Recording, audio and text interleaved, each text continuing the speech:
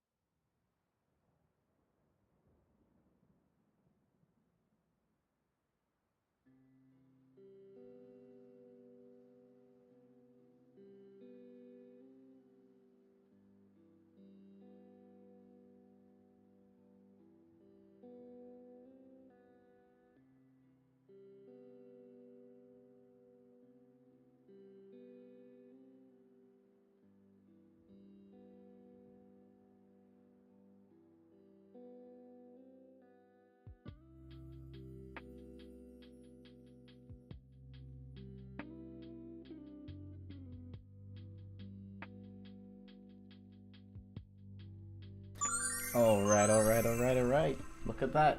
We're perfectly on time. I clicked the button as soon as it hit 0. I should probably automate that, but I haven't. There's plenty of other things I still need to automate inside the actual game project, so definitely does not take priority at the moment. I hope you're all well. Jagu, thanks for joining in. I see you have already found the new emotes that I've added. I hope you enjoy them. There's some pretty cool ones in there. It's magical how much I think it was like a €6 emote pack can do. There's so many good ones, and I think I had a few more. Hold on, let me show them to you guys as well. Yeah, so there's that one. And if I just check here, there is let's see. So there is also this one, right? Which we'll be using plenty, right? There's will be a little bit of delay between what you guys see in chat and when you hear me say it. But there's the confused one, which we'll also be using a lot because we're oftentimes very confused. So there's that, and then, oh, the others aren't approved yet. Oh shit! Hold on. I can show you guys. Where is it? Where is it? Where is it? I had it in. I had it in rewards for viewers. Where is it again? There it is. And then emotes. Yeah. Oh, it says all of them are or almost all of them are approved. Anyway, right. Let me show you guys. And then after that, we'll dive into the AAA Ask Me Anything, in case anyone has questions. And other than that, we'll be diving into the engine. We'll be solving your design problems in case you have any. You know, I'm always happy to help out there. So yeah, we'll be doing that in just a moment. But feel free to let me know you're here. Also, thanks to Hawk for following a few hours ago or a few days ago even. Really appreciate that. That's really, really nice. Right, if I press this button. Here, look, I have a few extra ones.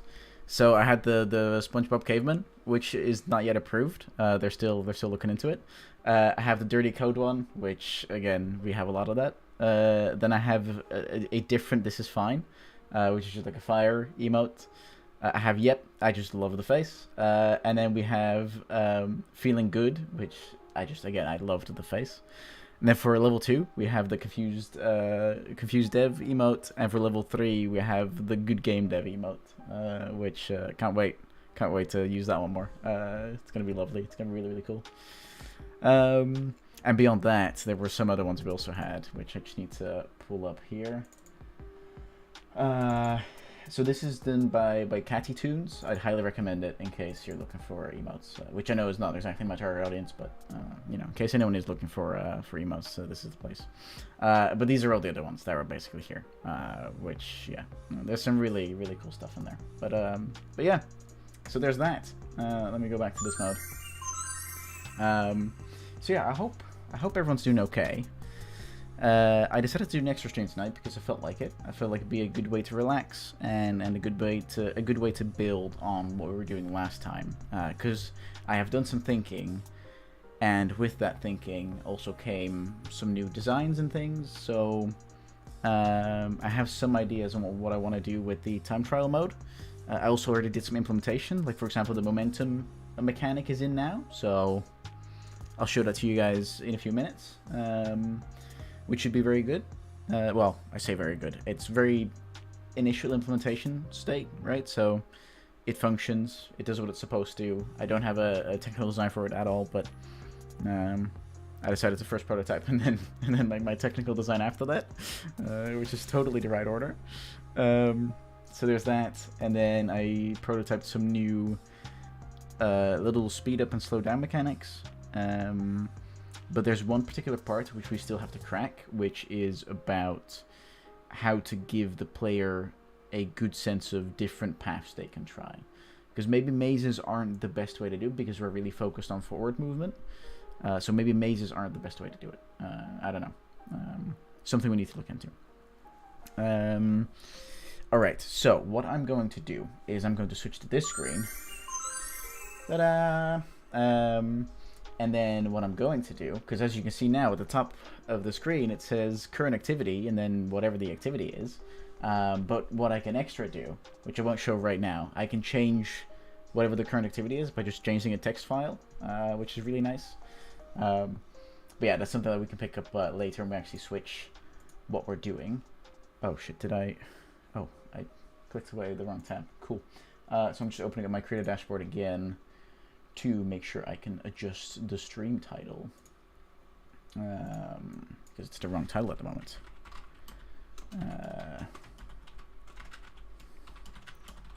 There we go. Alright, cool, it has been adjusted. Alright, very awesome. Okay, so what we'll do is we'll quickly dive into some Reddit to see if there's any questions there that we want to answer. We'll do that for about 20 minutes, and then after that we'll go into some actual in-engine development. Anyone in chat, feel free to ask your questions. I'm a AAA dev. I have a few years of experience for multiple big companies, like for example Sumo Digital or Abstraction. Yeah, I'm happy to answer any questions you have. Just anything goes, except for stuff that I can't say because of contract, but you know, that makes sense, right? So, alright, so let's go on r/game dev, which is world's most refined forum for game dev questions. We all know this. Right, here we go. I am going to slightly turn down the music because it looks loud. A lot loud. Like very, very loud. I can speak. Also, for those that are new to the stream, for those that have been watching for a while, if you go onto the stream, there's now stuff you can do with Good Boys, which, for example, is something where I can say something like, oh god, what is a controversial opinion I have?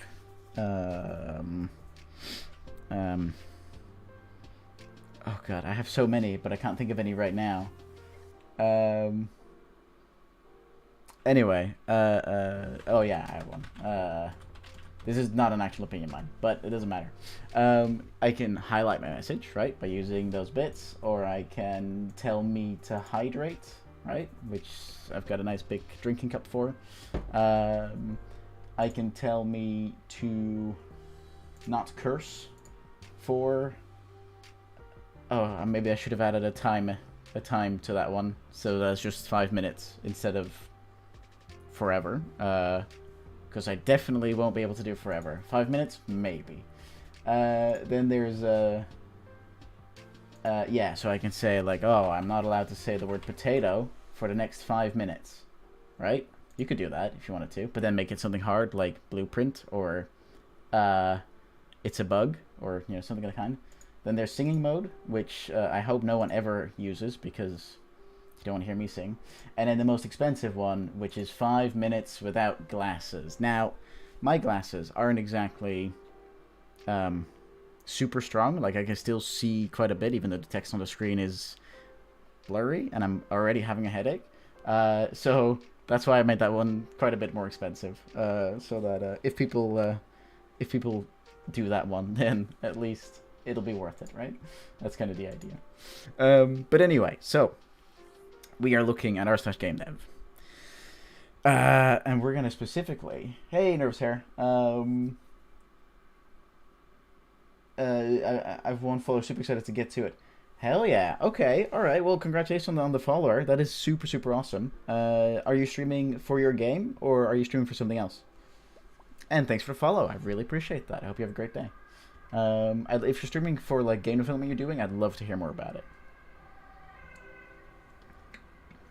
In the meantime, let's find a cool question. So let's filter by flair. Why don't I only give so many? Can we have a better flair question? Here we go. Wow, 600k channel points. That is a lot. That is a lot. Oh, you have a cursed and stupid stream where I give the chat away way too much control. Right, yeah. Chat can get pretty crazy pretty quickly. Like, for example, Jago, who has 600k channel points on a lot of different streams. Or on a few different streams. That's crazy, dude. That is really, really crazy. Hey, Kramer V2, thanks for the follow. Really appreciate that. Like, really, really appreciate that. That's so cool. Thanks so much. Alright, so we are in questions. We've got the most recent ones. I'm going to try beginning on an Unreal Engine game, but where do I start? This is one of my favorite questions, because I answer this one all the time. And it's such a good question. So, for those that are new here, I have an excellent resource on Unreal Engine, even though it's slowly starting to get more and more outdated. There's 2 resources that I have, right? First one, if I go onto YouTube, which I hope to log into the right account. Yes, it is. Awesome. Cool.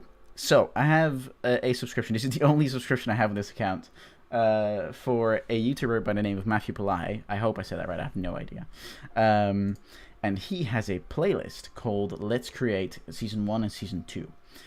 In this playlist, he basically goes through from the very, very beginnings of learning how to blueprint in Unreal Engine to like pretty complex topics and pretty complex mechanics, right? And he basically does it by recreating certain mechanics, right? So in this one, he recreates Genji from Overwatch, right?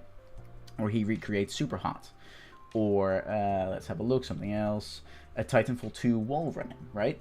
It's all of these ways, all these videos to make learning certain concepts like tracing, like arrays, like time modulation, all that kind of stuff, to make it really applicable to something that has a good amount of context.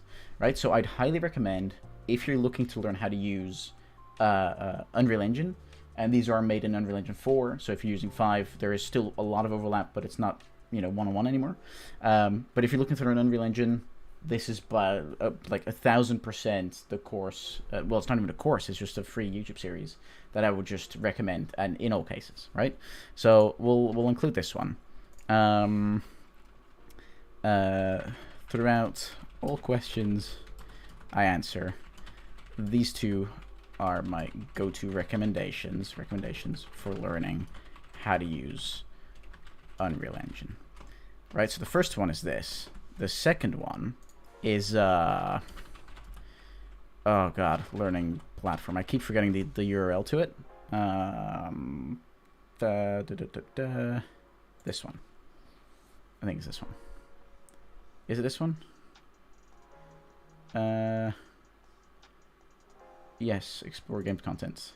Yes, this is the one. Yes, it is. Yes. Okay, so this is my second resource, which is really not my resource, but it's something that I always highly recommend to everyone.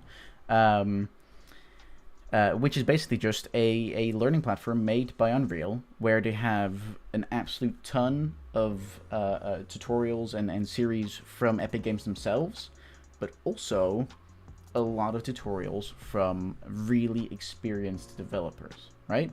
And so there's such a intense amount of knowledge here that, yeah, if you look at all of these different things, like for example your first hour in Unreal 5, your first game in Unreal 5, but there's also super specific stuff like 2D paper post process and Houdini Niagara of FX, right? That is super specific, but it's there in case you need it, right? So I'd always highly recommend these two resources when learning how to use Unreal Engine. Both of these resources have helped me a lot throughout the years, and I'm sure they will provide you with plenty of knowledge as well. Cool. Question answered. Boom. Just like that. Also, if anyone in chat has questions about anything game dev related or AAA game dev related, you can literally ask me anything. Alright, let's see. Is this some kind of dialogue graph editor similar to Twine? I have no idea. As a solo dev, how should I handle features that require additional work after completed? What does that mean? Hey guys, so I'm working on a game and organizing the development based on features mechanics that is sensible. So I would have a card for enemy X, which has several tasks to be worked on before I move that card to a complete section of the board. Right? Good. Good to see that you're actually using proper, or the basics of a proper production system. Recently, I started implementing the mounting system in the game, and realized that this automatically made some cards for my board to not be completed anymore, as some things need to adapt to the player being mounted. I know this is probably a pretty common situation, but I want to seek guidance from people with more experience than me on how to handle this. Would you recommend to finish all the planned feature of the mount and then tackle the cards that need rework? Or would it be better if I work on every rework card as soon as this rework is identified? So when the mounting system is completed, all the affected cards would also be completed. No, definitely the former.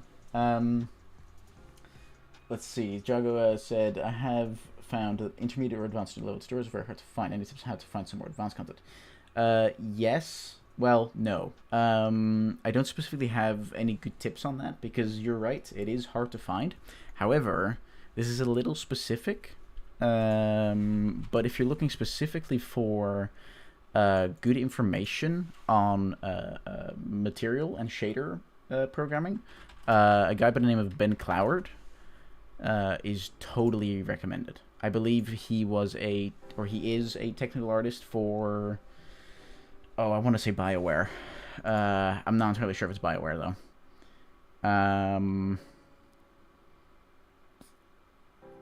But this guy has done just a ton of stuff. Like, he's super knowledgeable. So anything on shaders, I'd highly recommend this guy.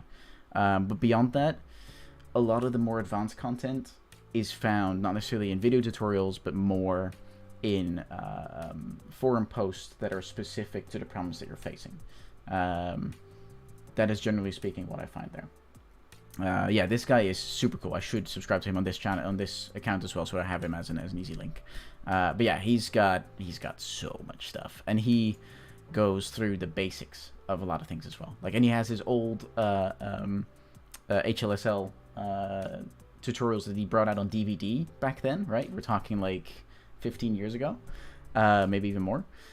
He has them all uploaded to his channel, which are just free to watch. Everything is based on Unreal. I think there's some Unity based ones as well, I think. Yeah, so some are compatible for both, and others are Unity only or Unreal only. So I'd highly recommend it. Yeah, shaders is a great topic to get into. It really is. And it's something that I started going into, but then I realized I first should probably learn how to texture stuff, and then in combination with that, learn how to shade stuff. But in order to learn how to texture, I need to learn how to model stuff. So, you know, it's a track. It's a track, that's for sure. All right, let's see. I use a ticketing system, go through prioritization exercise even for my personal projects. Sure. Not bad advice, but I don't think it encapsulates everything. Speaking from somewhat of an experience, having a roadmap features a good thing. In fact, encouraged to have a sense of a bigger picture and not lose sight with the details. Okay,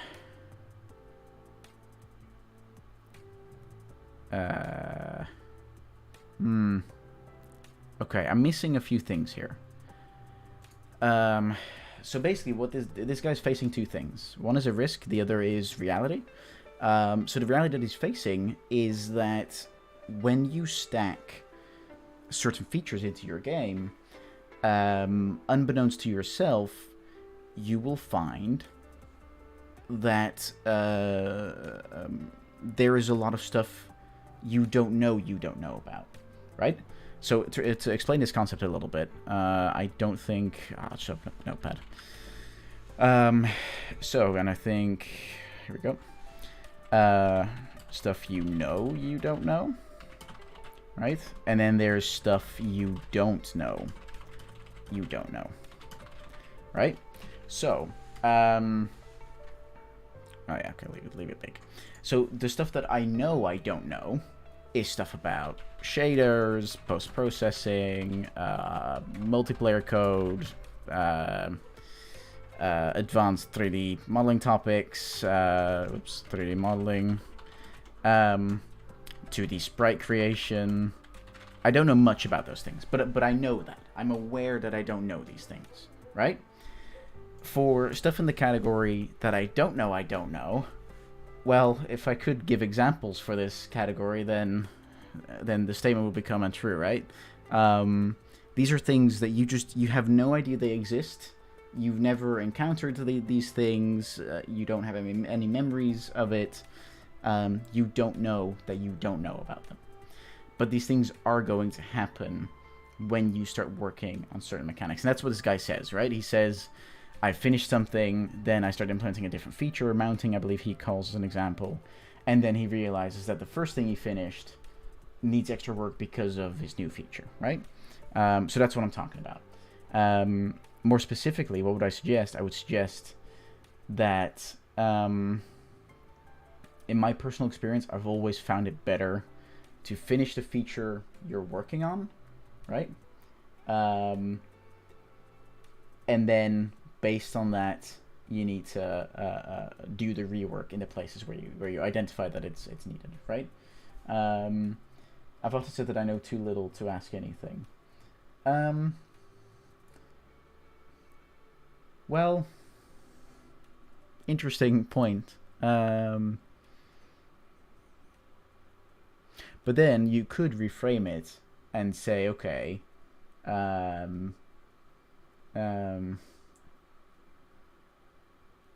yeah, you could say, oh, I know X and Y about, well, name anything. What am I missing, right? You could frame it like that, and then maybe someone with more experience could go like, well, have you looked into this and this, right? It's all about framing the question at that point, I think. But to answer this guy's question, let's see. I would highly recommend to first finish the feature you are working on, and then after that, start working on the new identified reworks. This way, you are avoiding the productivity loss of context switching between too many different systems at the same time, as well as working on too many things at the same time. Which might lead to I need to restructure this sentence. On top of that,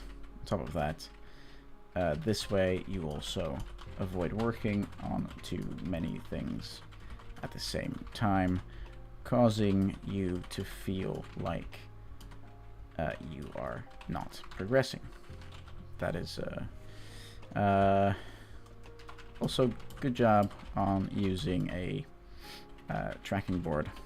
Well, I should call it a production board, to be specific. Production board for tracking your work. That is going to be incredibly helpful. Cool.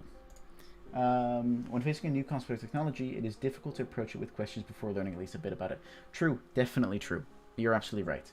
And I think that's kind of where that shift happens between, okay, if I want to learn about shaders, for example, I'm going to watch a few videos on the basics, right? Because I know nothing about it.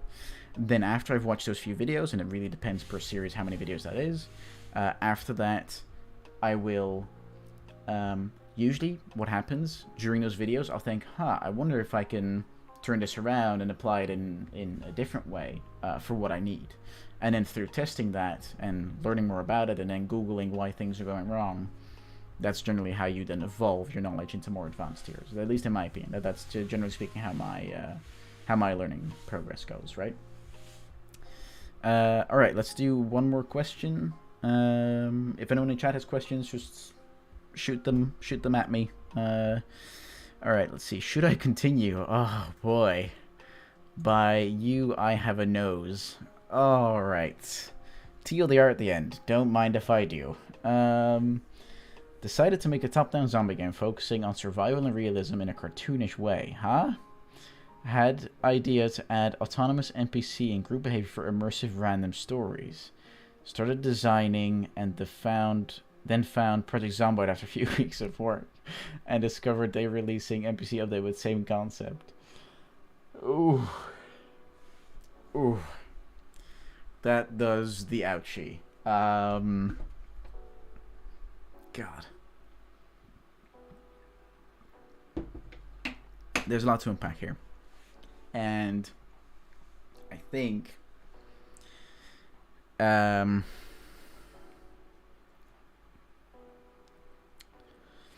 this is clearly an issue of inexperience.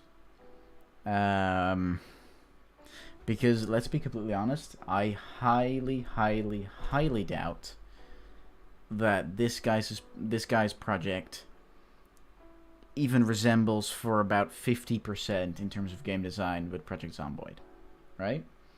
I think the previous post would benefit from using a Jira backlog type organizing of tickets, just a simple stack where the most important and first to implement is on top. Yeah, I agree. Jira might be a little high level. Not high level, sorry. A little too advanced for what they need, right? Probably. But equally, they could use Trello instead. Trello is completely free forever unless you use any add-ons. And it's just a little more simple to use. The user experience is definitely a hell of a lot better. Functionality is a lot less, but user experience trumps that by far. Personally, I use Jira in my AAA work, which I love. But that's because I've been using it for 6 years, almost 7 years now. So, for me, it's like a second home. Yeah. So Jira is definitely a good tool to use, but maybe not for smaller projects or more indie type projects, right? Yeah, this guy. Oh, I see meaningful choices already added a comment, which is totally fair. Why do you want to build a game? Your goal matters here. It's not because you're of the competition. A game being good just means more attention, which means people might want more games of that style. Yeah, totally agree there.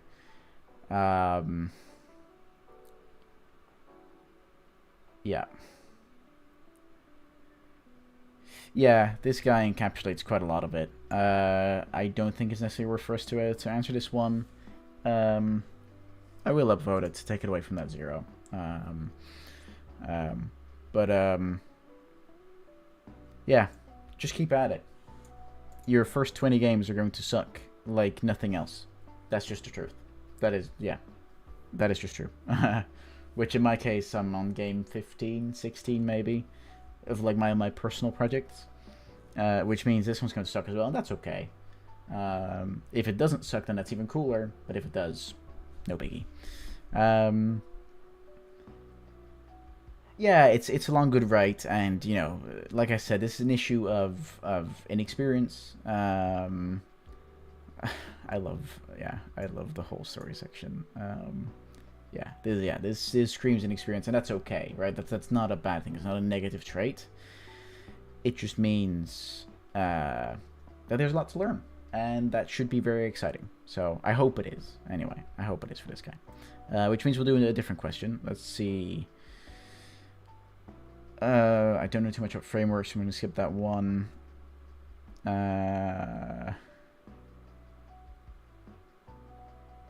What is this technique called? Can I mute this guy? I can. What is he talking about? I'm moving back and forward. What is he talking about?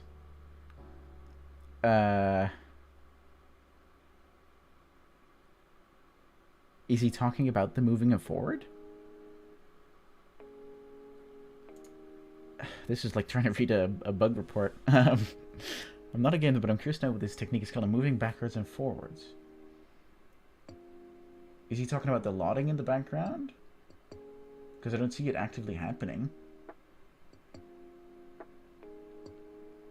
I have no idea what this guy's on about. There's 4 comments though, so apparently other people did catch it.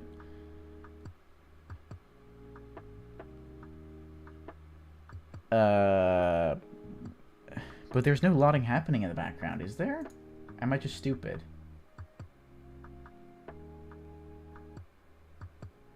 I suppose there's a little bit of loading happening here in the shader effect, but that's probably not it.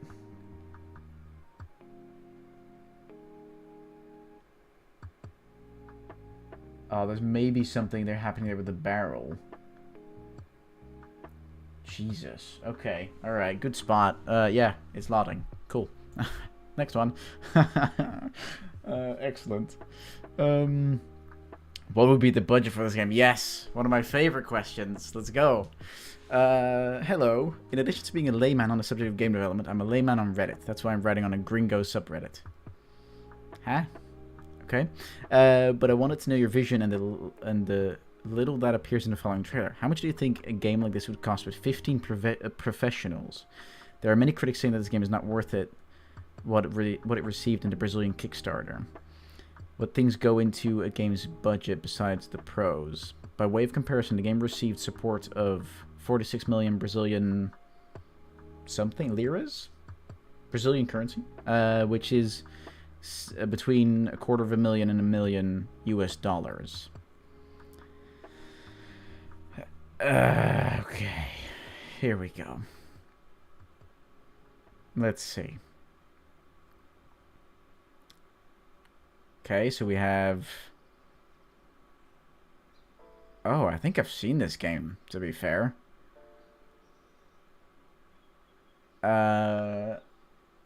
Brazilian Real, right, thanks. Yeah, I think I've seen this game posted on Reddit a few times. Yeah, so we're talking, like, what was that game called again? Octopath Traveler, I think it was called. Where it's like this pixel art 3D style. It's not voxel, but it's close to it. Right, something about a mystery. So this received about 1 million for 15 people. Oh,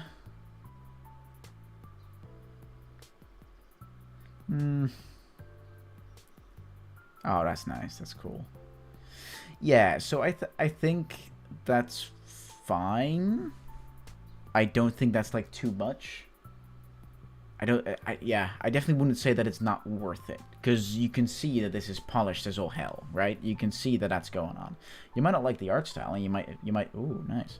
You might think the art style is weird or strange or ugly looking or, you know, cheap or whatever, right? You might think that, but this still takes an absolute ton of effort, right? It's not Star Citizen too much. No, Star Citizen is a crime to humanity. But, you know, that's a different conversation. But, yeah. No, this looks polished. This looks like it has a ton of content. Based on a trailer.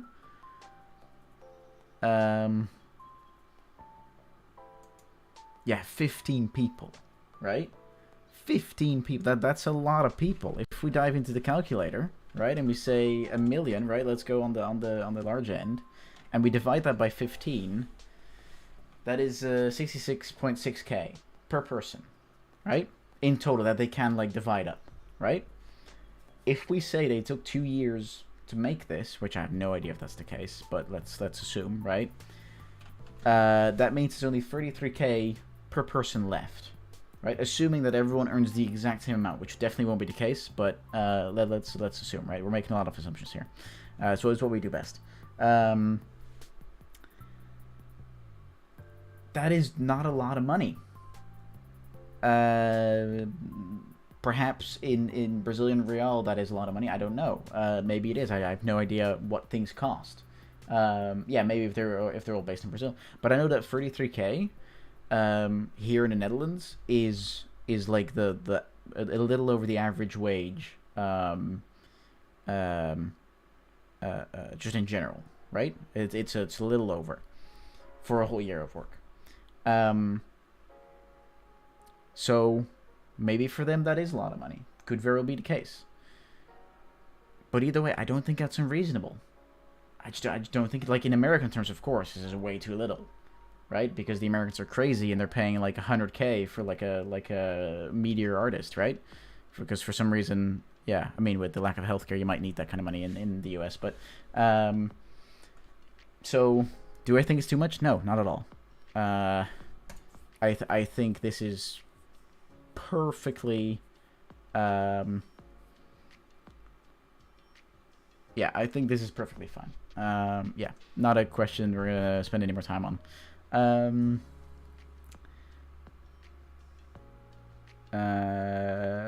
How do games allow more than 4 controllers to be usable, despite consoles normally stopping at 4 controllers allowed?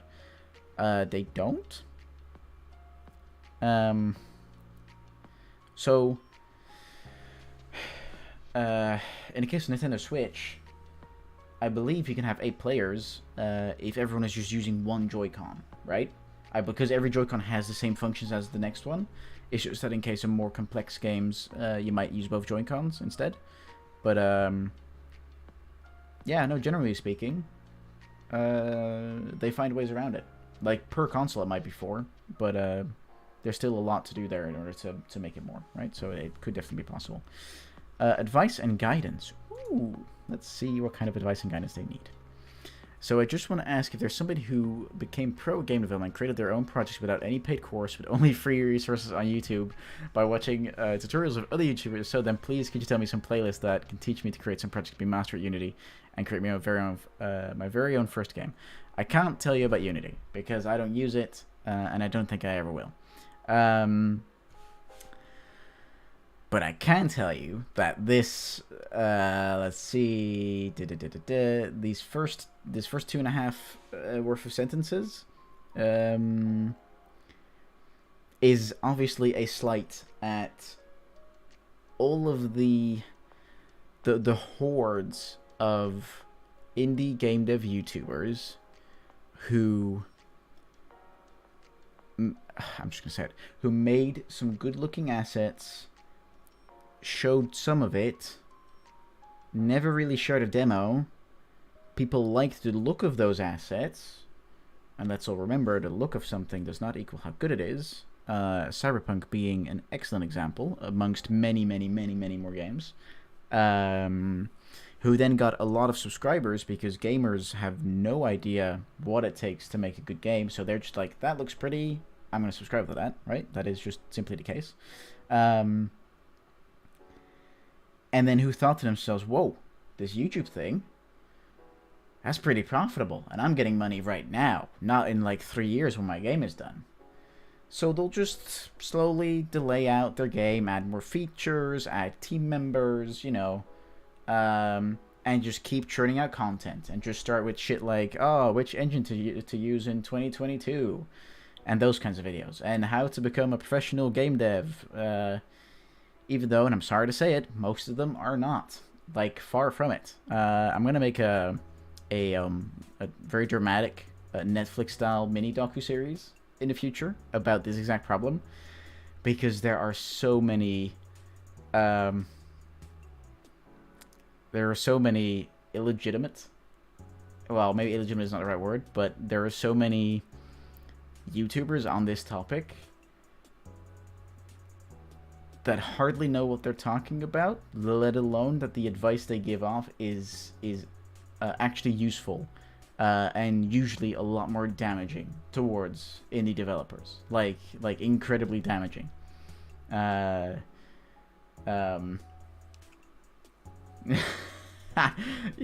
you're right. Internet drama is the only thing that can compare, right?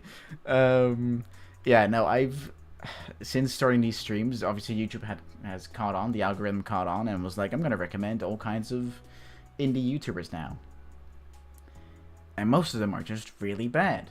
Like, really, really bad. Like, there was one guy, and I won't name his name yet until I make the Netflix-style docuseries, who made a video, and I'm going to paraphrase, which was like something like how to become a great game dev or something like that, right? It was something of the kind. And then he went on to talk for about roughly, I think, 13 minutes or like 15 minutes, where he laid out his steps, which I'm trying to remember them right now, which was like, get good at pixel art. No. It was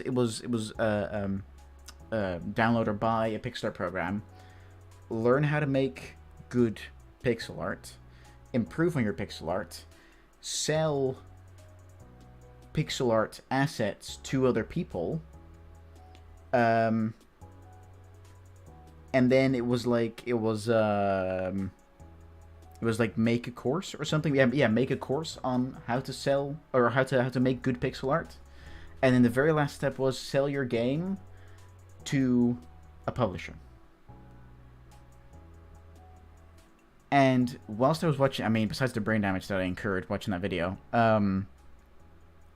just those steps, besides it being the long game, because let's be fair, game development to make money off of it is a very long game, which is totally cool. So if you're in it for the quick coin, it ain't happening.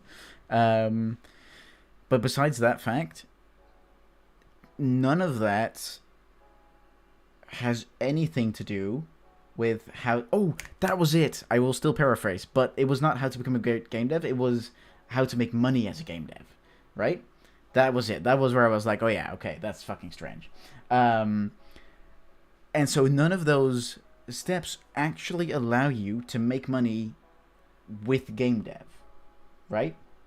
Making art assets for people is, in my book, I'm sorry, that's not game dev. You're being a pay-to-the artist, and that's totally cool. There's nothing wrong with that, but it's by no means the concept which you tease out in the title, right? Game dev is making games, selling those games. That's game dev, right? A much more fair and honest title to the whole video would have been how to make money as a 2D pixel artist. That would have been a fair title. I would have had no problem with that title. But the way it was titled, and with the nice little sponsored ad in between of him doing some kind of, I don't know, some kind of course with one of the local universities or something, I was like, nah. This guy is in my opinion, I don't know if it's false advertising or just he's not being honest with what the video is actually about. It is hardcore clickbait and not the good kind, right? Because there's legit bait, which is interesting title, and by the end of the video you have an actual answer to what the title was about. And then there's clickbait, which is just like super interesting title. Video is nothing about that title, or a very dumbed down or very boring version of that title, right? Yeah. So anyway, that was a little rant. You'll see my Netflix documentary drop in 6 months from now. God, I still have so many videos to finish. I've got like 6 that are just sitting there that I just need to finish and upload. But yeah, need to find time and motivation and stop procrastinating. That's my trick. I should do some editing on stream. Maybe that'll motivate me. I don't know. Some of those game dev videos feel like cult recruitment titles. Yes, that's because they are. And that was just one example I have. The same guy made a couple of other videos where I was just like, just all of the advice was just bottom of the barrel. Quick Google or a quick Google search, or something's not even that. It was just like, I've done this and I got lucky and it worked out. So do this same thing and I'm sure you'll enjoy the same luck, right? Or it was just completely disregarding the concept of luck, which is just crazy to me. Yeah, I'm only here in this position at the moment with the experience that I have because of luck. Well, a large part luck, a large part hard work, but still a significant part luck, right? Yeah. Anyway, okay. Shall we do one more question if we get a good one? Is it hard to learn 2 coding languages at the same time? Yes. Don't do that.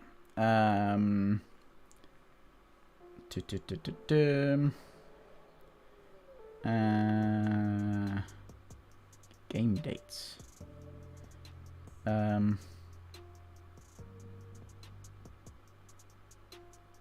Okay. Please help fix this code. Yummy, yummy.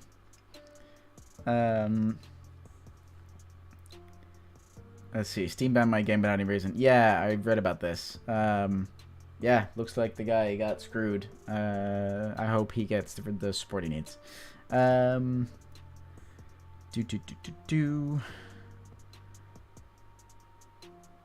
Is it out of line to reach out to a recruitment manager of a studio? No, not at all. Go nuts. That's what they're for. Oof. Don't do this. Don't do this. This is a big no-no. At least I think it is. Hold on. Obviously, this only applies for the very small games, but I see the first 10 reviews are extremely important line thrown around a lot on the subreddit. And I always am wondering, if it's such a must-have for the Steam algorithm, what is stopping me from asking or paying for their friends or even other accounts to buy and review their game? Even if you pay for the copies, aren't you only out the 30% of Steam's cut since you get the profits back? Well, and the taxes you're paying in your country, but beyond that.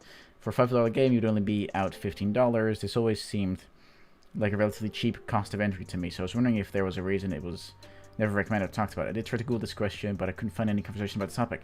Okay, so I was right. Don't do this. Ever. Because it is completely against Steam's terms of service. Like, entirely. And they will catch you. They will. Even if they won't, if they find out at a later time, they can just remove your game off the store. That is completely within their right. Do not do this. It obviously does happen, right? Lots of people still do it. But hey, in that case, it's a trade-off between, am I going to risk my game getting banned off the Steam store and potentially having my account removed, right? Or am I going to rely on the quality of my game and the marketing skills of myself or someone I've hired and hope I get my reviews that way? Right? Risk reward. But please do not do this. Yeah, this guy here, Benjamin, already said it. It is against the TOS of most storefronts. It is. I can't log into Steamworks at the moment because it would log into my AAA account, and there's stuff in there that I cannot share. But inside of Steamworks, which is the developer portal for Steam, there is a very clear section that talks about reviews, and it specifically says that you cannot artificially generate those reviews.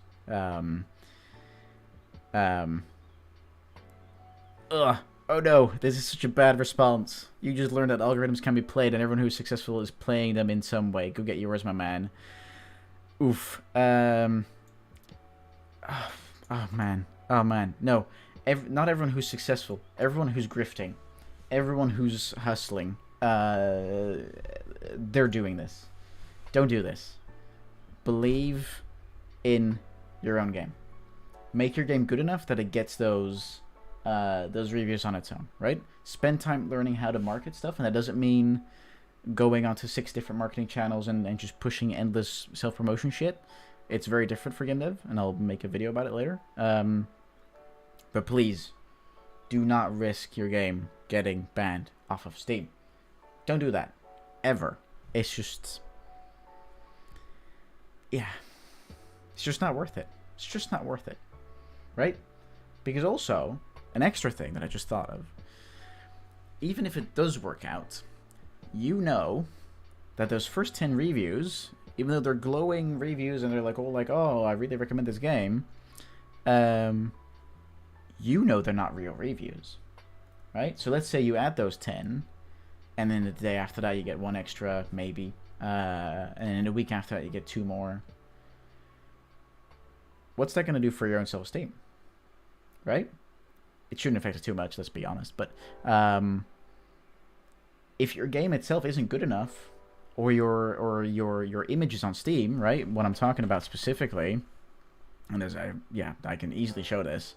I hope, by the way, I don't. Yeah, okay, it's not a turret account, thank God. So what I can show you here, if we go to the storefront, and I go into new and trending, and I specifically go down here to new releases. Now, what do we see here?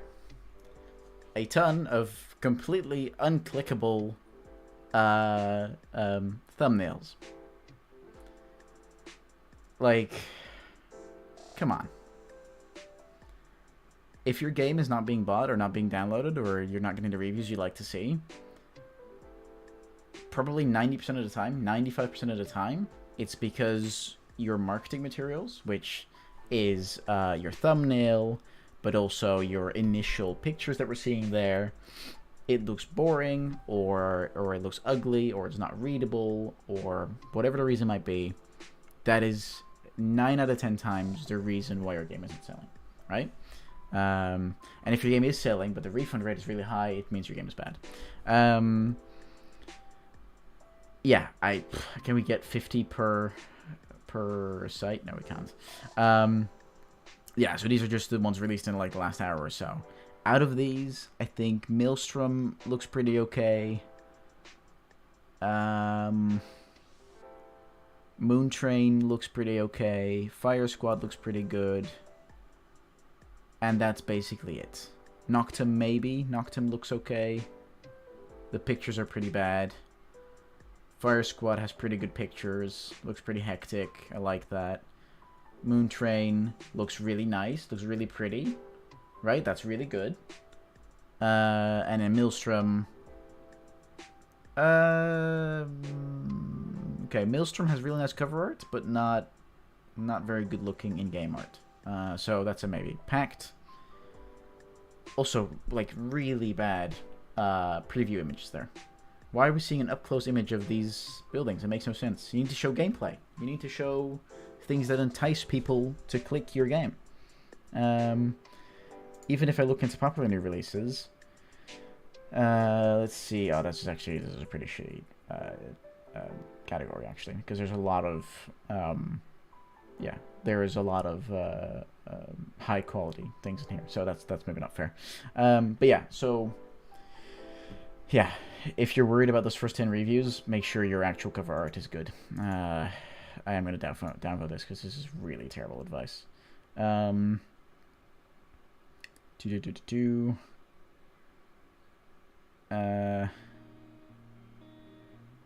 it's not just morally.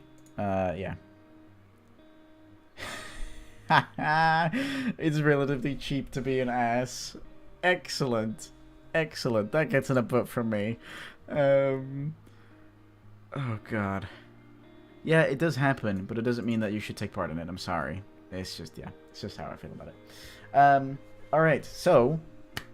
if anyone else has questions in the chat, let me know. I'm happy to answer. Beyond that, we're going to start up... oh, God, Jesus. We're going to start up... I don't want to save. We're going to start up the Epic Games Launcher. Bingo bongo.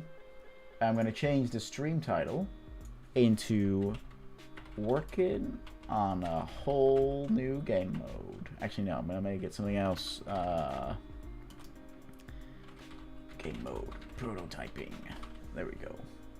Cooltitle.com. Alright. So, we're going to go into the marketplace, see if there's anything cool in there, and then we'll dive into the engine for a little bit, so I can show you guys what I've done. Okay, that just means I need to quickly go in here. Whoa, not that big, kiddo. And then current activity, and we'll make this new game mode prototyping. And we save it, and then on stream, it changes. Yay! Very good. Okay, alright, let's see. What's cool in here? What is cool? Fantastic interior pack. From the picture I can see, I must agree. This looks excellent. Wow. This is really nice. Especially if you're going for something a little more zoomed out. Even if you went first person or third person for this pack. I can see it working. Don't be fooled though. This is obviously staged by someone who has quite a lot of experience doing set dressing. But either way, the assets are nice. These assets are really nice looking for 32 euros. Big yes from me. Yeah, big yes from me. This looks very good. Oops, I forgot one. There we go. Yeah. If I had any need for it, I would totally get it.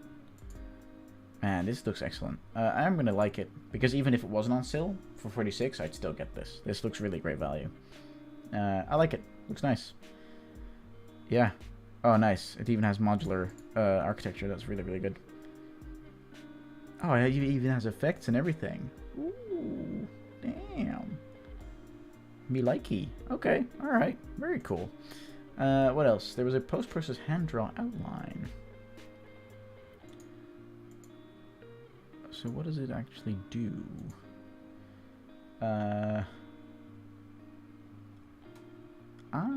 Right. Oh, very cool. Yeah, this is a super cool effect. I don't have any use for it, but super cool. Very awesome. Alright, let's see if there's anything else. Oh, I can't wait for Free the Month to come again. In 5 days from now, they'll put on a new Free for the Month thing. Can't wait. Special discounts. Frank Platformer. No idea what that is, but it looks crazy strange. A Sasquatch. Stylus Concrete Surfaces. That looks nice. That looks cool. Carnival Rides. Anime Sound Pack. Yeah, might be useful. Who knows? Alright, and then quickly look through UE5. I found that one of the best ones I've seen so far. Which one? Oh, right. Oh, sorry. I bought an intermediate level Unity game tutorial about a week ago. I found that one of the best ones I've seen so far. Where did you buy it? Which digital platform did you buy it from? Let's see. What else is in here? A bunch of haunted house stuff from the same creator. Flying fish. Nothing too crazy. This looks really nice. It's very specific, but it looks really nice. I like it. Oh, yep. I like this a lot. This looks very nice. Oh, man. Yep. If you're going for something, something like this, again, these scenes are put together with a ton of lighting and set dressing experience. But even so, you could reach this level yourself within, I don't know, 100 hours of learning probably. Something like that. Which isn't a lot when you put it on a scale. It is a Code Monkeys turn-based strategy. That sounds really good. I know that Code Monkeys is a legit creator. I know that he's been at it for a long time. And I know that he's probably one of the good ones, from what I know, right? So yeah, let me know how that goes. Maybe in the very far future, I'll buy it if I ever want to do Unity dev. For now, I'm sticking with my trusty old Unreal. Yeah, this one's really cool. I'm gonna like this one. I really like it. Looks nice. All right, let's dive into the engine. Here we go. Because I've done stuff. I've done stuff throughout the week, throughout the evenings. Lovely. Can't wait to show you guys. Because I was very stuck on the design for this last time we streamed. I was very stuck on it. Like, I was having no creative ideas whatsoever. So, that was something, you know. That was definitely something. Alright. Come on, Unreal. Load a little bit faster. Come on now. Cool. There we go. Alright, so. As you know, we're working on a few things. We're reworking a few things. Let me grab the things we're reworking, right? Because we got some feedback that said that what the game currently was, there was something really fun about it, but it was only a small part of what we had, right? So we're now trying to zoom in on that and see if we can make that into the main thing, right? So most importantly, they said, the most fun thing is to figure out what the fastest possible route is in my own time to then try and execute different paths, right?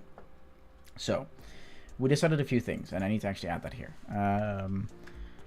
Also, no dying.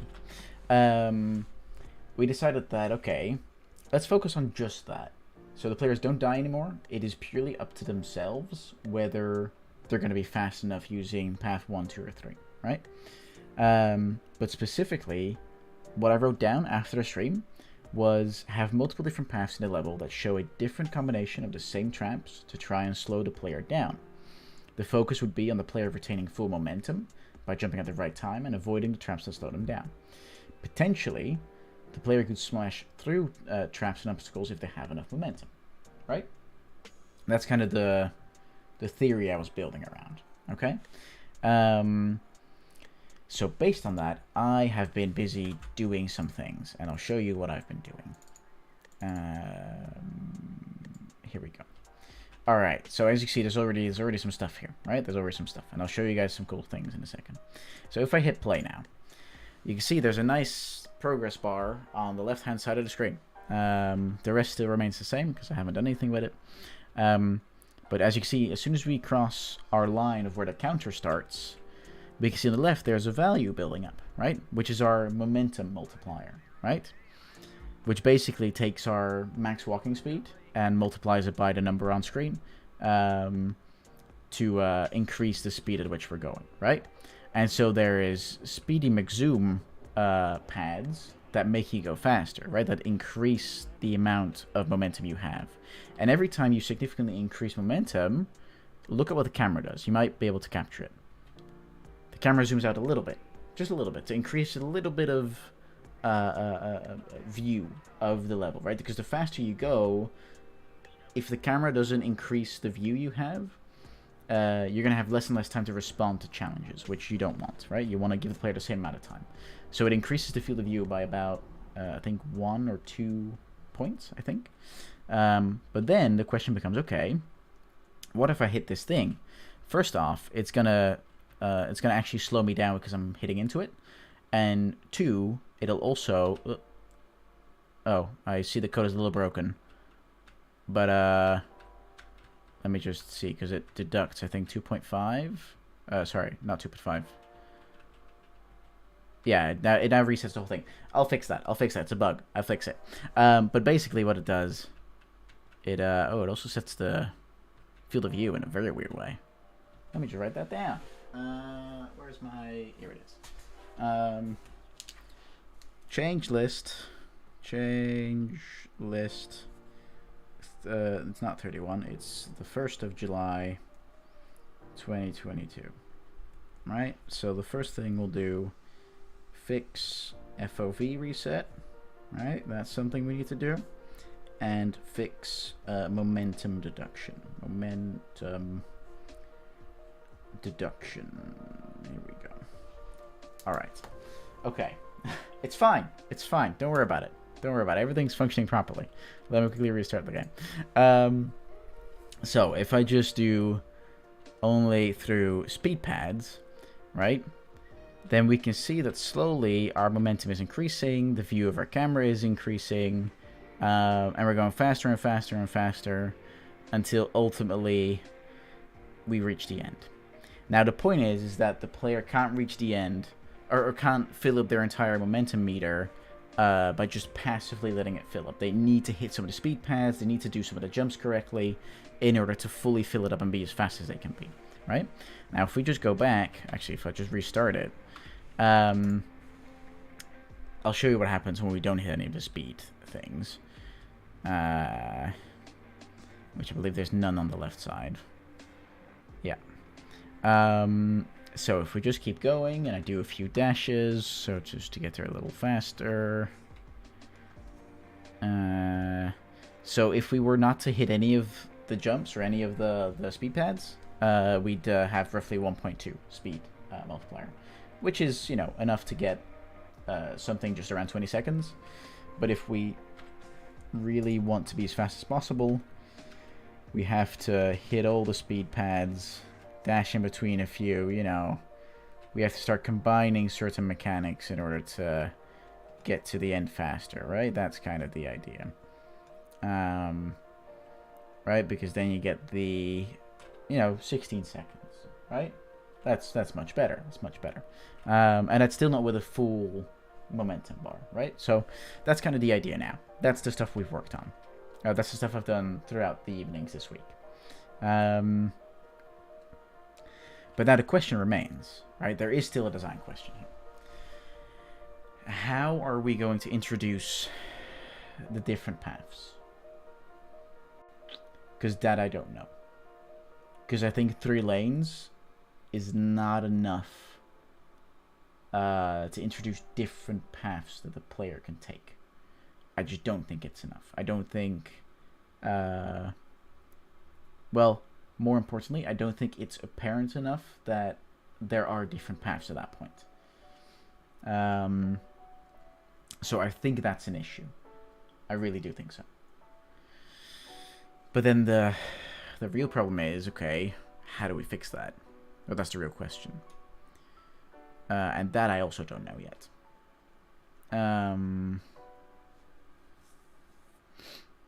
So I'm just thinking on how to do that. Suggestions are always welcome. Because we could physically make 3 separate paths, right? If we want to go for the number 3, I don't know.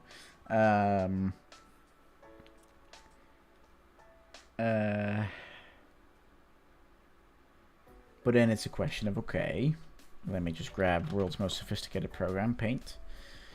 If we, no, I don't want rows, I want red. If we start here, right, if that's our starting point, can I get a wider brush?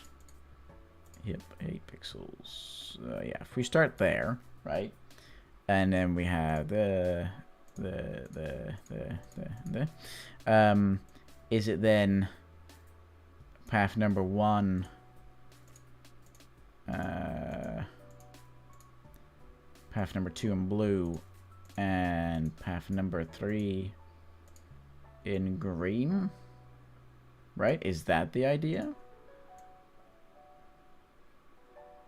Or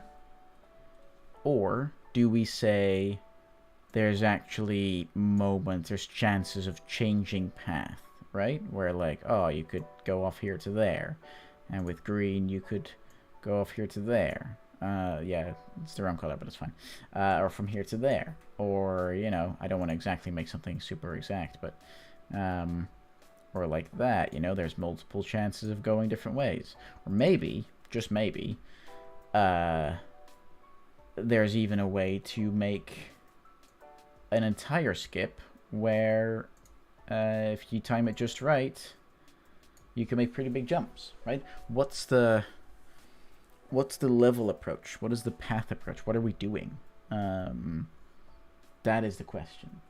And I think these two are great options. I think they're much better options than the mazes that we had last week. But then I'd have to make it apparent that you can change paths, which I actually don't think is too difficult. Ha.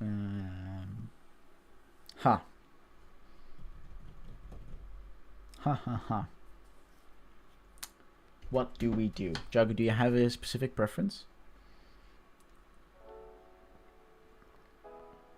Do you think one is more fun than the other, or like anything of the kind?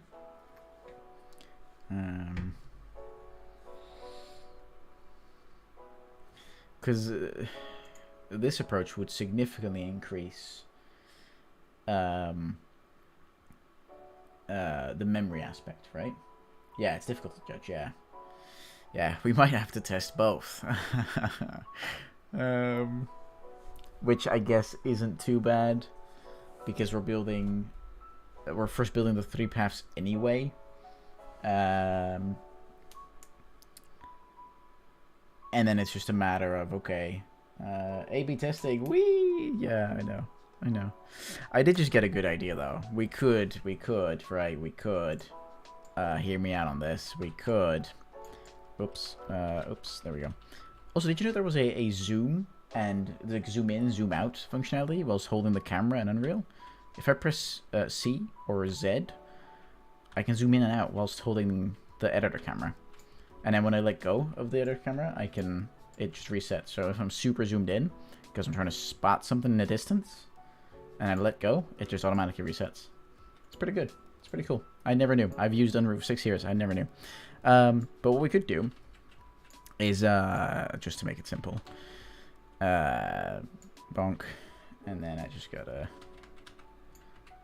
let's turn you around, and then let's call you A, and then we'll drastically increase size. Whoa, that's maybe a little much. 250 probably. Yeah, that's good enough. All right, now flip you on the back, and then we just do there. Oops. We could say we do this right at the start, right? Oops, there we go. B, and this one is C, right? Like that. We could do that, and then you'd have, like, whichever one you hit, that's the path you jump to, right? We could do that. We totally could do that. Just saying.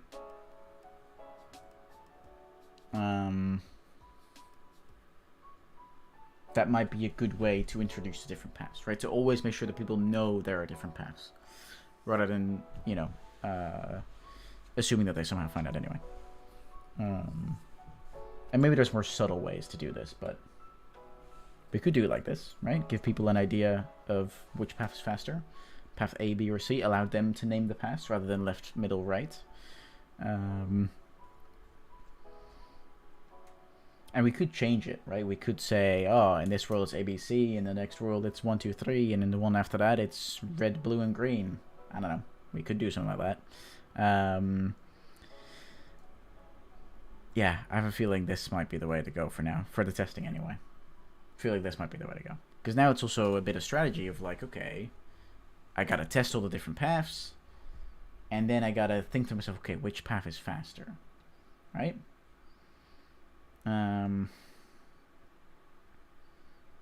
Yeah, I have a feeling this might be the way to go, or at least this might be the way to test, right? To prototype and test. That's what we do here. Okay. All right. Okay. Let's add this to the to the defunct design here. Have multiple different paths. The players can switch between paths and choose one at the beginning. Right. There we go. We've got just a temporary design here for now. And then what we'll do, we'll fix one bug, and then we'll dive into new functionality, because bug fixing is part of it, and I know that you guys enjoy seeing me fail. So which one are we picking up, the FOV reset or momentum reduction? I think momentum reduction is probably an easy one. Famous last words. Blueprints into here. Let's make sure it's checked out. I really started paying attention to my source control behavior, and I'm just making really small commits now so that it doesn't break as often. Alright, so reset FOV effect plays the timeline from the start.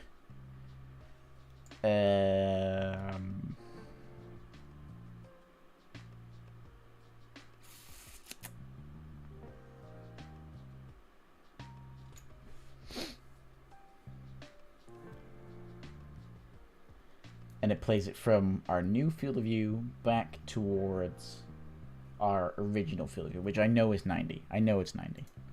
Like, yeah, field of view is 90. So I'm just wondering what happens here.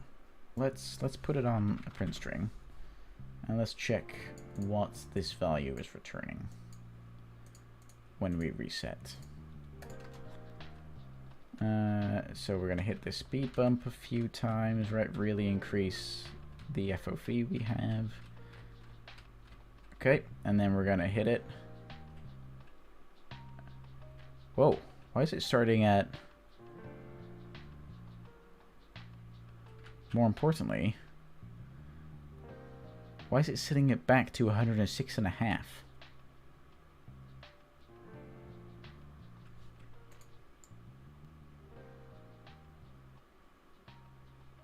Because it starts at 90. Oh. I did the wrong way around. Nice. Nice. Very good. Because now, if I do it, it'll work. It'll work. Promise it'll work. Yay! It works. It's a little screwed though. It almost works. It almost works. The one thing we're forgetting to do is to set new field of view, which is down here in camera, new field of view, back to 90. There we go. We have to reset it back to the basics to make sure that we don't get the effect multiple times. And now, if we do that again, and we hit it. Oh, it is a bit sudden. Oh, because I've done it the wrong side. I need to do this on finished, not on update. Cool. Last test.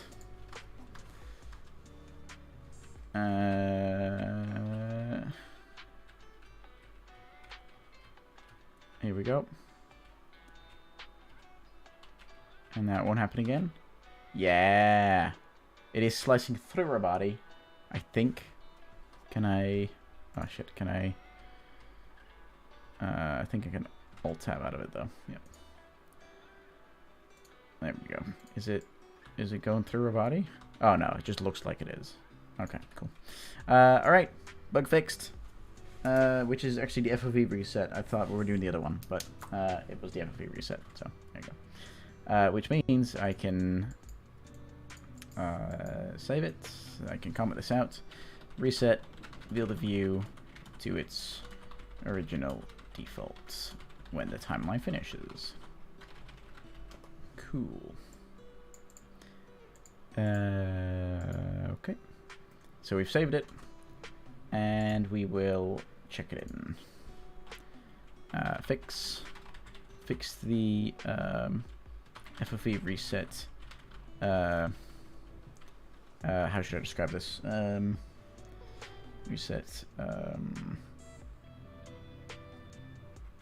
behaving incorrectly by using the correct order of values this time around. It's a pretty shitty description, but it's good enough. Alright, bug fixed. Woo! Nice, we did it. Alright, that means we're now diving into new functionality, which means we're grabbing Asana, which is definitely not my favorite tool, but it's the tool I'm using at the moment, so. And we'll go into the project, and we will go into here. And we're not quite finished with these yet, and I'll share probably in tomorrow's live stream why, but for now, this is it. And then what we'll add is, because we have done one speeder mechanic, woo, yay, and we have, we have only done one slowdown mechanic, so, yeah, you know. So what we need is an extra subtask that says,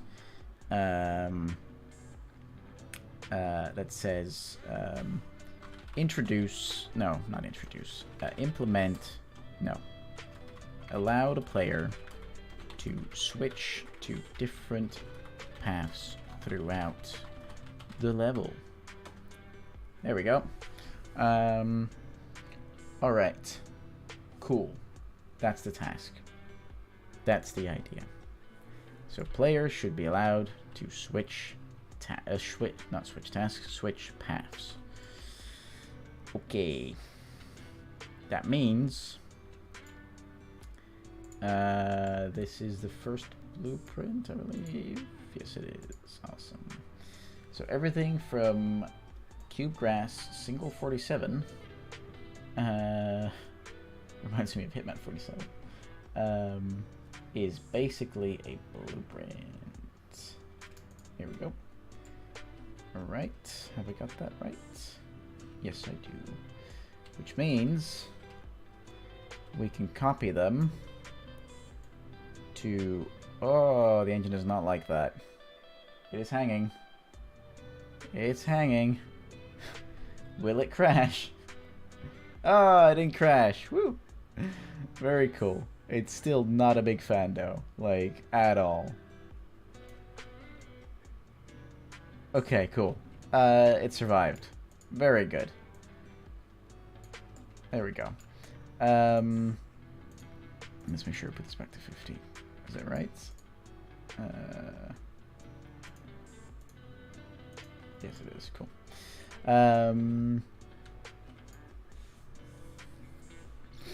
Yeah. Yeah. So then we basically want to do this again, right? Everything from cube 47 out until the... Oh no, this is probably going to mess up, isn't it? This is probably going to grab everything, isn't it? Yeah, this is most likely grabbing everything, which is way too much. That is double the amount of actors. We definitely don't need that. Let's see, which one is this one? This is 477. Which one's this one? 74. 107, 206, 59. Huh. This should become a little bit more difficult. Oh, actually, I can fix it. Hold on. All I need to do is, there we go. So we move this one. Oh, God. Oh, no. Unreal, please. Please don't crash. Please don't crash. Yeah. Good Unreal. Let's see, what's roughly the same distance?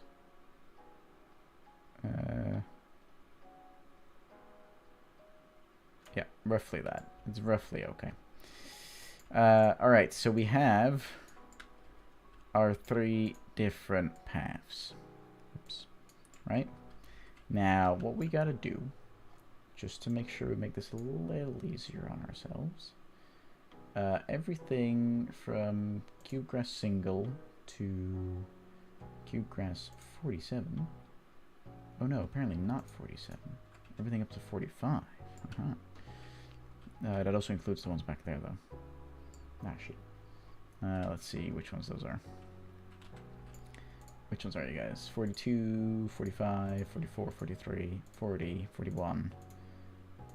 Okay, so everything before 37. So 36 and down. There we go. Speedy zoom. Alright. We're just going to move you a little back. Just like that.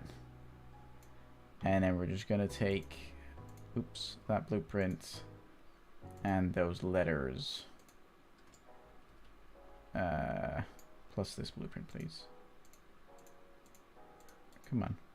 Oh no. Yeah, time start. There we go. Okay. We're just going to move you guys back to here. Okay. Now that we've got a little bit of setup going on, we need to. I'm going to add this under the obstacles list. I'm just going to duplicate the speed pad because it's going to save me a little bit of time. Jump pad. It's going to save me a little bit of time setting up some of the basic functions that I like to set up all the time. Just means that we don't need any of this. No, we don't. Well, we might need some of it. Let's leave the reference there. All right. Because it means we've got the set references and everything. We don't need to set this up again. It just saves a little bit of time, right? A little bit of time. So what I got to do is I have to make sure that when the player collides with this collision box, I need to make sure that they get booped into the right direction, which is going to involve math, and that is the part that I'm not extremely good at. Because what I'd like to do, and I reckon I might be able to achieve it using timelines, I think. Because physics would just be too difficult, I think. Maybe.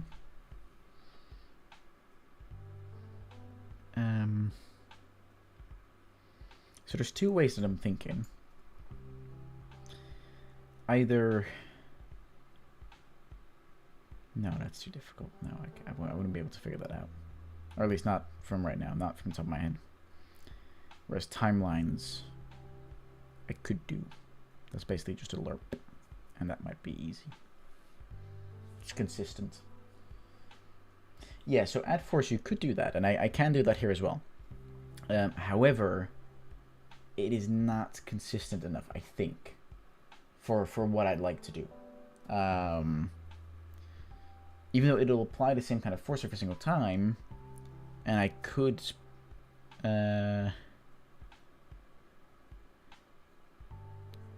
override the X, Y, and Z force that is already being applied, or the velocity that's already being applied to the player. But it would require quite a bit of manual setup. And what I'm thinking is what I could do instead. I could say, alright, I will add a scene. No, not a scene. What is it called again? It's a... or was it a scene? It's none of these. None of the lights. Is it a scene point?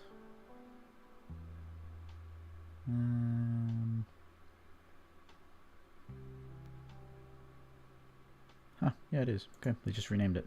Okay, cool. Which we call a landing point, right? And with that landing point, I believe, I'm just gonna have to change the texture here and just, just make it, I don't know, just something green. We'll make it green. There we go. Nice green square. What I'd like to be able to do is when I put in, I know this is possible.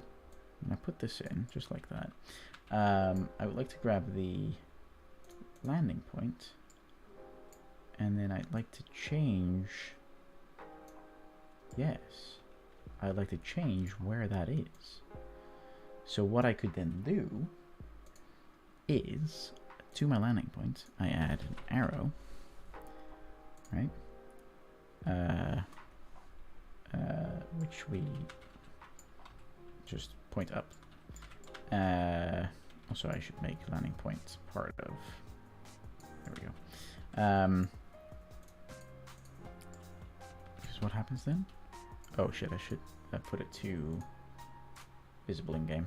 Arrow. In game, no. Here it is.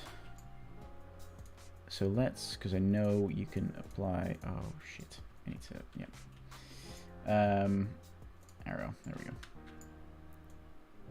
If I put this here, right, and I say, just to make this a little easier to read, just increase the size of it quite a bit. Let's do 2.5.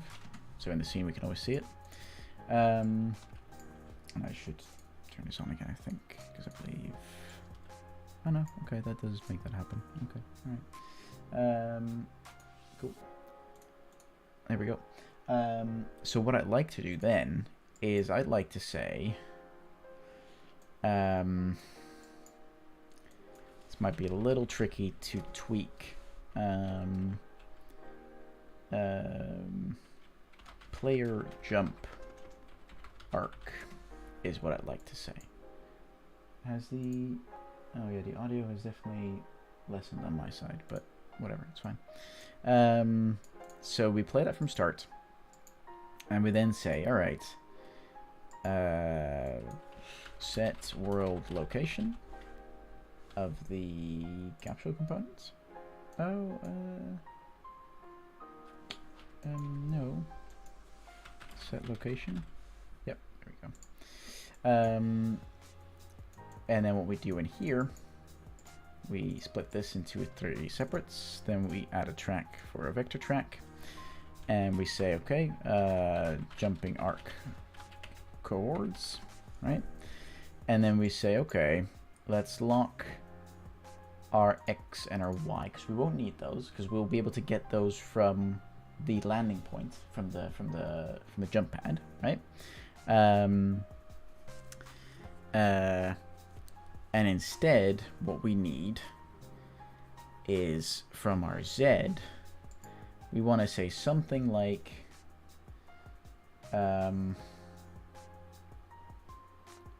actually, let's delete this. Let's instead just make it a float track. Jumping arc.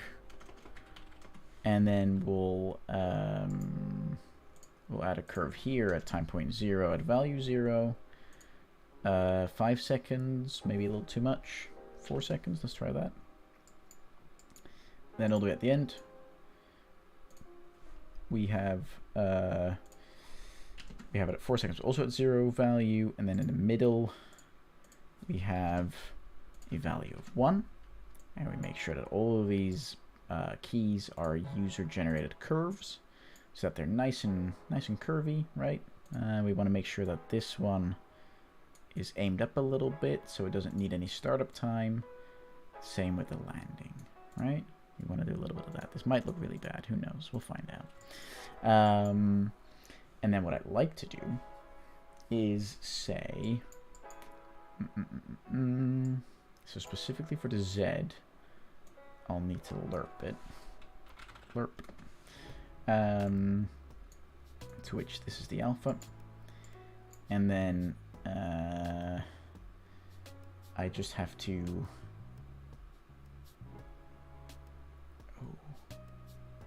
Oh, this might not work. Oh, actually...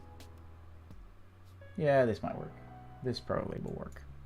Famous last words. Get actor location. Let's put these struct pins. Let's put our Z into the A. And then let's make some space. And then our B will be the same as this one, but then plus... How high do we want to go? 500? Let's try 500. Okay. And then what we want to do, we want to say... Oh, we need to look for all of them, I just realized. Yeah, we need to look for all of them. And all of them at the exact same pace as well. Yeah. Yep. Alright, let's look for all of these. It's becoming a little more complicated. Because now I have to add extra tracks, which is jump X lerp and jump Y lerp. Okay, so to that we add a key here. This is a little simpler because we don't need to go back down again. And a key here. I'll put the last key at 1, which we don't actually have to do with proper curves because it's just a normal translation. There needs to be no starting up or slowing down in that. And then this one as well. Timer at 4, value at 1. Okay, then for our xlerp, which is the very top one, right? Yes, it is. For xlerp, we go towards this one, and we start. Oh, whoops. We start here. It goes for both of them. And we end up. This is where it gets interesting. We get the landing point. We get world location. We split those. Trust me, I'll make it more pretty. I promise. And that's where we're going towards. Now, how much confidence do I have this will work in one try? Not a lot. But we'll try it anyway. Alright, so when the player hits the collision box, which is down here. Right? Where's the collision box? It's not very big. Let's increase the size of the collision box. Oh, it's actually a lot bigger here than it looks. Okay, let's just increase the size a bit. There we go. That should be plenty. Just to make sure players can't jump over it, you know? That's kind of the idea. Still can't see it, but it's all good. Then, what happens then? Then we check if the actor that collides has the player tag, and if it does, we play the player jump arc timeline from the start, and on updating that timeline, which will happen every 0.01 seconds, we are setting the actor location from where they were to the landing point, and with the Z on the Z axis, we're adding a little curve, right? Where we first go up to 500 and then we go down again, right? We go down back down to our original. Okay. I'm a little nervous to test this. Whoa!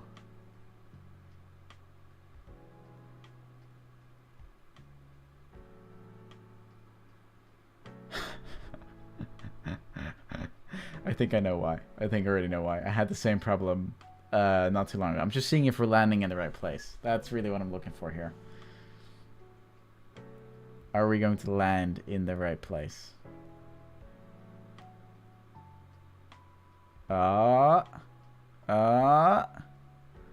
Almost. Almost. That was pretty good. Okay.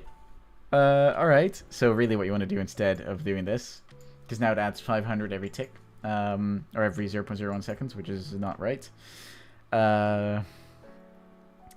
Instead what you want to do is, yeah, more of this, yeah. Instead what we want to do here is just add an extra variable that says, jump pad arc height. Right, which we add to a float, or which is a float, and then we don't give it a default value. Instead, on begin play, we take. Do we do it on begin play? No, we don't, because that doesn't account for some other wacky things that'll happen. So what we'll need to do is before we trigger the timeline, we'll need to grab this reference. We need to get actor location. Based on that, we want to split this. We want to grab our Z. We want to say plus 500. Oh, actually, no, hold on. We're setting the wrong variable here. There we go. Which we give a default value of 500. There we go. And then we'll make a new variable that says player jump arc height. There we go.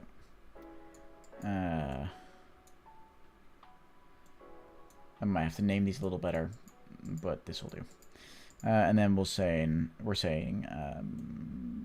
this one needs to go into here, right? Because now it's just working towards a value, whereas previously it was working towards whatever A was plus 500, but whenever A changed, that 500 kept on being added, so it was going infinitely high into the sky. So let's try that again. Oh, it's a little... Okay. It's a little... what happens there?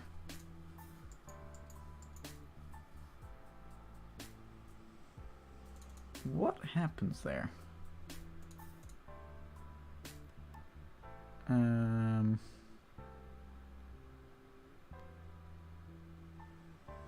So it goes to 1.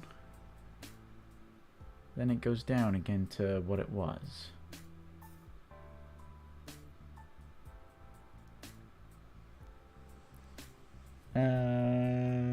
Let's debug some of the values. Let's get the return value of the Z whilst we update that, just to see what happens. So it's keeping it, and then it's like, okay, let's put it back down again. So it's almost like our lateral movement is a lot faster than our other movement. Than our Z movement, our vertical movement.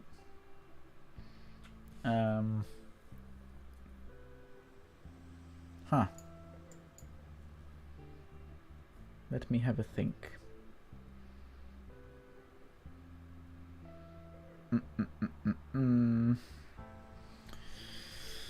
What is going on here?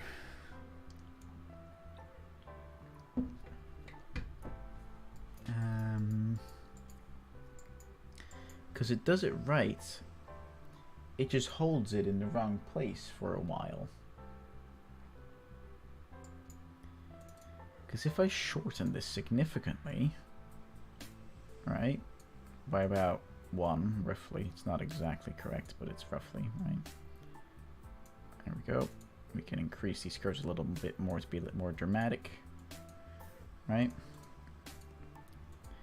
What happens then? Still holds it for a very long time.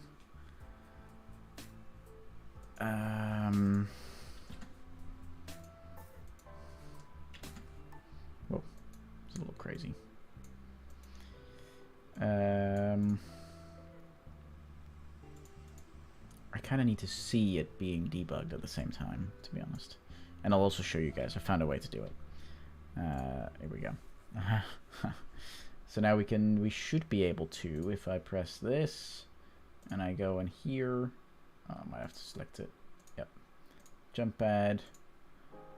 We might be able to see it actively play through the timeline. I'm hoping that's the case. I'm not actually sure. Oh no, it doesn't show us specifically. It's so strange. Is it maybe, I'm just going to test this, is it maybe because they're user-generated curves? What if we make them linear? I know it'll look ugly, but let's see what happens. Nope, still very much the same problem. Yeah, so it's almost like our X and Y movement is happening so much faster than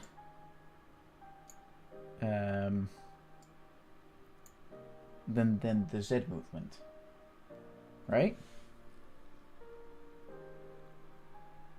That's the conclusion I'm making. If anyone has a different conclusion, then by all means step in. But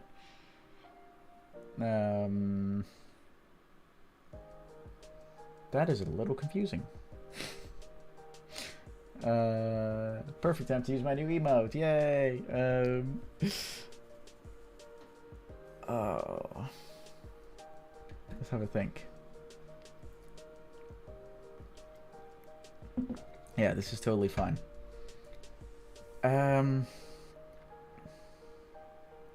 If we just for a moment disconnect the Z and we just keep that the same as it's always been, right?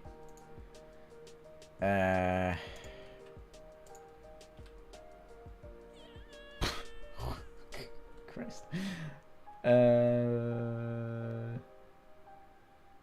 But that's strange.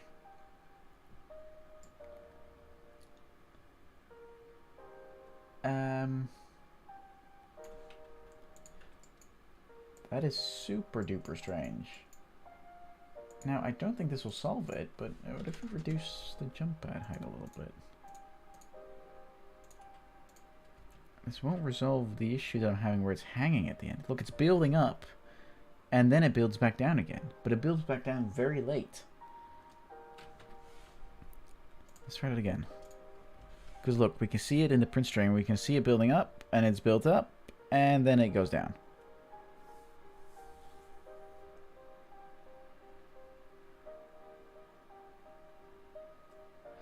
But it should be when on the X and the Y we get there. Also, I'm not sure why this is actually putting us down way further than it needs to, but, you know, different problem. Because if we check that out, right, and we select our landing point. Oh, our landing point is actually way further than I thought it was. Oops. Oh, which means, oh, okay, which means our arrow is in the wrong place. Ah. That might be an issue. Ooh. It's in a little bit of a wacky place. Let's slightly change that. A little back this way. There we go. Alright, excellent. A little down, maybe? That's fine, actually, if we keep this up high. Then it means I just need to go into my viewport and arrow landing points.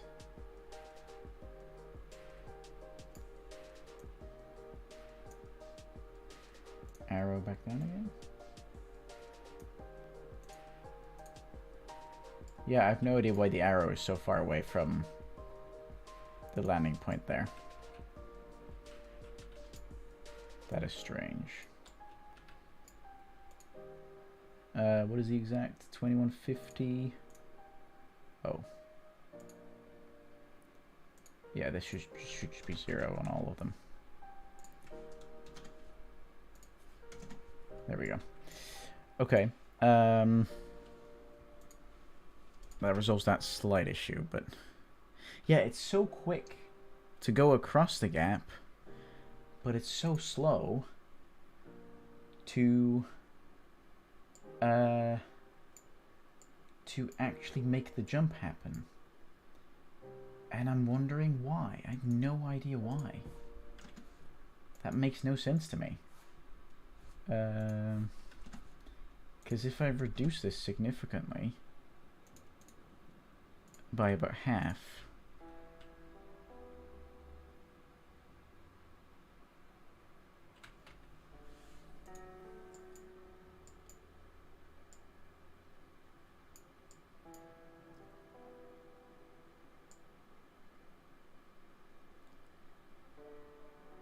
I'm so confused. Okay, hold on. Let's debug this properly. Okay, so let's pull some of this down a bit. There we go.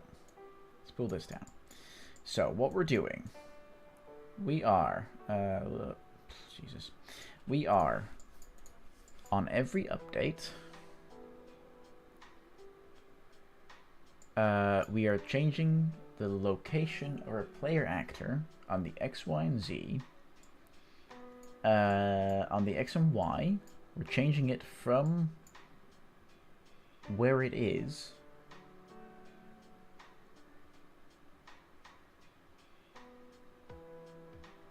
oh.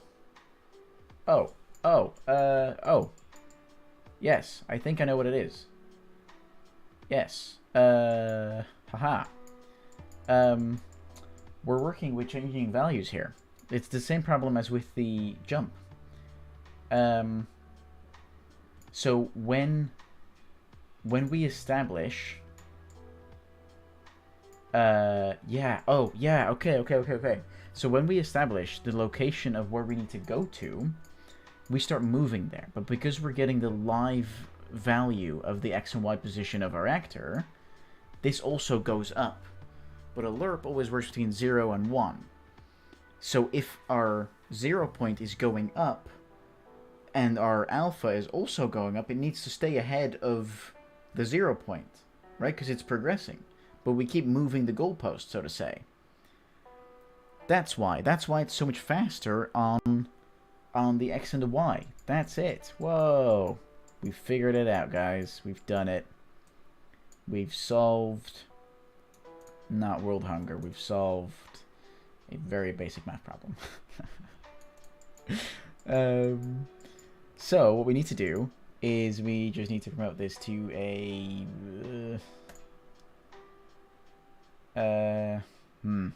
we could actually make this pretty clean, to be fair.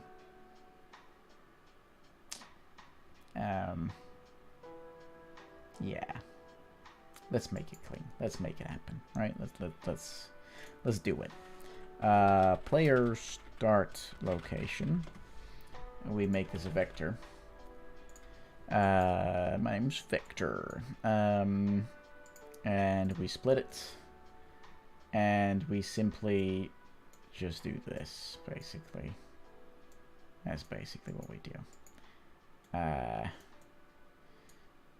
Like that. And we do that before we start the timeline, because now what we can do is we can remove this, which opens up a few slots. And then what we need to do, we need to grab player start location. We need to break it open. Oh, is that a... Huh, don't know what the 3F necessarily meant, but here we go. So this on the X, this on the Y, and this on the Z. And now I promise you, if I make sure that this is all the same, so we put this one at a value of 2. Oh, whoops.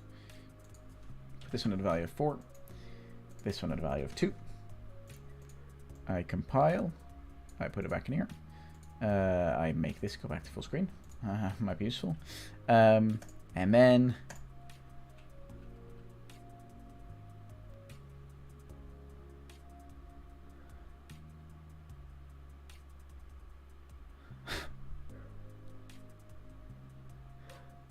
Oh. Yeah. Might be useful to set the thing it's referring to not to self. Excellent. Excellent. We just had our jump pad float away from us.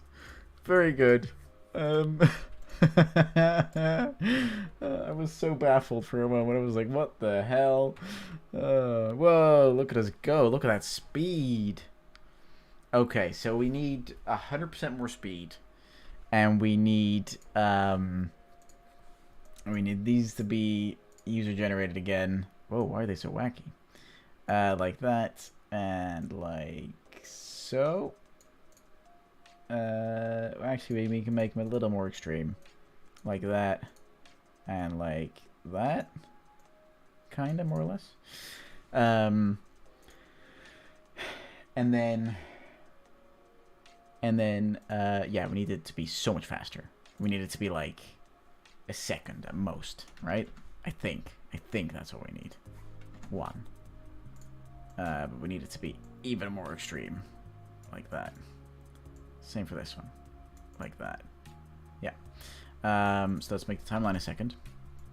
Let's make this happen at 1 second. Oops. And then we go down here, and we make this one happen at 1 second as well. A 1 second jump. Maybe a little too extreme. We'll find out. Okay, it's a little rough on the landing. It's a little rough on the landing, and it might even... We might actually have to slightly increase our jump arc height, because it's a little shallow. It feels not really like a jump yet.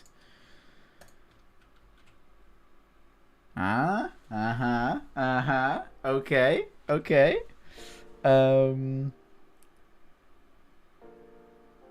Let's just try that one more time. It's a little rough on the landing there, isn't it? It's a little... It's a little much.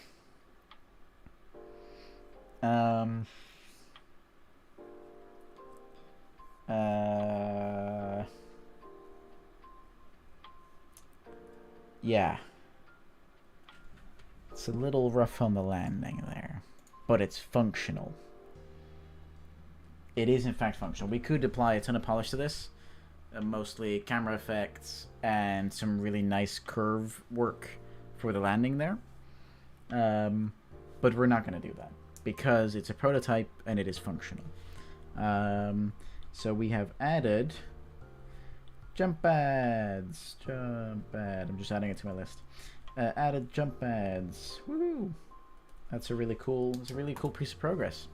Because what we can do is we could literally take. Well, actually, that's not. That's what we'll do is. Don't know if this is going to work. But what we'll do is we will make. Let's move these up a bit, like so. And then on these ones, we will make these replace with not here platforms, parent platform. Replace with parent platform, right? So they're blueprints. And then on the top trap actor class, we will add jump pad, jump pad, jump pad, like that, and then jump pad. Like that. Alright, then what we can do. Oh no, we can't. No. Shit.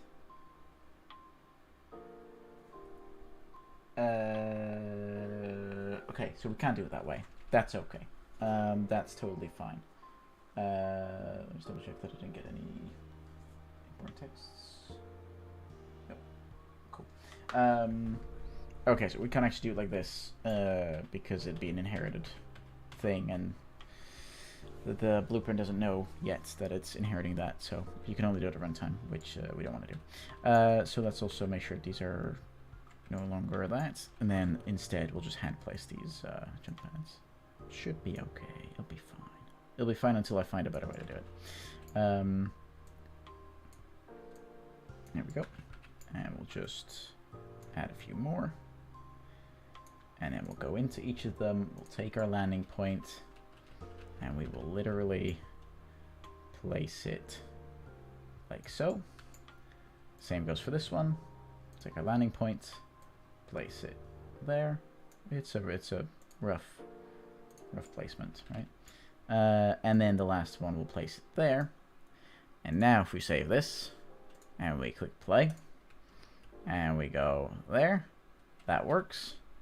And if we click play again, we go here, that works. And then if we click play again, and we go here, it works. All right, awesome. Cool. I'm really happy with that, actually. I vaguely remember us doing it the same way on Sackboy Big Adventure as well, where the big flower cannons, they use a similar system, which is why I kind of had this idea in my mind for this system, right? That's kind of why I wanted to do it this way. So all that is left. Ooh. Yeah, no, that's all polish. If we wanted to make it faster and better look and everything, it's all polish. It is all what it is. Okay. All right, but that works. Very cool. Which then gives us the ability to switch to a path, and further down the paths to switch to previous paths or different paths, or to create some kind of strategy, right? All right, and I also think that's where I'm going to end the stream. So I want to thank everyone for watching. I hope you had a great time. Yeah, if you think that it was entertaining or that you learned something, please feel free to hit the follow button. If you don't think so, that's also totally fine. I still hope you have a great day. beyond that, thank you all for the stream. I really appreciate it. I'll be back tomorrow again with another stream, and we'll dive further into this and some other mechanics and things. And for now, I wish you all a great evening, and we'll see each other later. All right? Thanks, everyone. Bye-bye.